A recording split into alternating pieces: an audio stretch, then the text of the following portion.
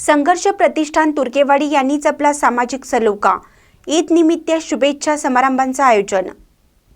मुस्लिम बांधवांचा पवित्र सण रमजान ईद निमित्त तुर्केवाडी येथील संघर्ष प्रतिष्ठान यांच्या वतीने शुभेच्छा समारंभ आयोजित करण्यात आला।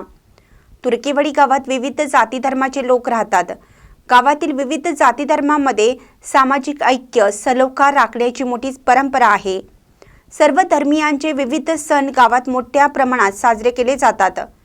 आज सामाजिक सलोखा यापुढेही कायम राहावा आणि सामाजिक ऐक्य जपलं जावं या दृष्टिकोनातून संघर्ष प्रतिष्ठान तुर्केवाडी दरवर्षी इफ्तार पार्टी व शुभेच्छा समारंभ आयोजित करत असते। यावर्षी योगायोगानं गुढीपाडवा आणि रमजान ईद सण लागोपाठ आल्याने हा सामाजिक सलोखा दृढ होण्याच्या दृष्टीने हिंदू व मुस्लिम बांधवांनी एकमेकांना गुढीपाडव्याच्या अर्थात मराठी नववर्षाच्या व रमजान ईदच्या शुभेच्छा दिल्या। संघर्ष प्रतिष्ठानचे अध्यक्ष व माजी सुभेदार हरिभाऊ गावडे यांनी मुस्लिम समाज प्रमुख जैनुल अमीन शेख यांना पुष्पगुच्छ देऊन सर्व मुस्लिम बांधवांना संघर्ष प्रतिष्ठान तुर्केवाडी व ग्रामस्थांच्या वतीने ईदच्या शुभेच्छा दिल्या।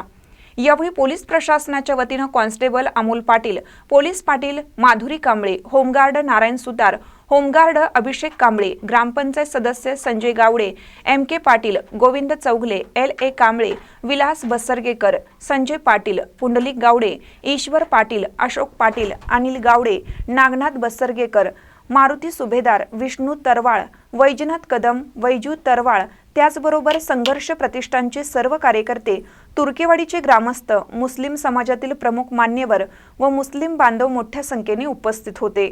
महानकर न्यूजसाठी प्रकाश ऐनापुरे, चंदगड। ताज्या बातम्यांसाठी महानकरेला सबस्क्राइब करा आणि बेल आयकॉनला क्लिक करा।